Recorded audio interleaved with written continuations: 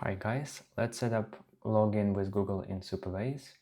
First we will need to create an Auth client in the Google console. So let's go to Google Auth platform and then clients, create a new client. Application type would be web application in our case, and let's set the name. Let's copy the callback URL here under the authorized redirect URIs and create our application. Let's copy client ID and client secret. Okay, let's enable the integration and save. Now let's try to test it.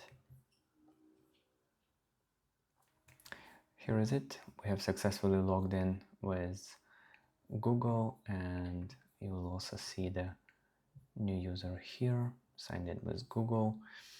There is also a Google pre-built configuration instructions in the docs, and as well as example on how to use nonce. And that's it. Thank you very much.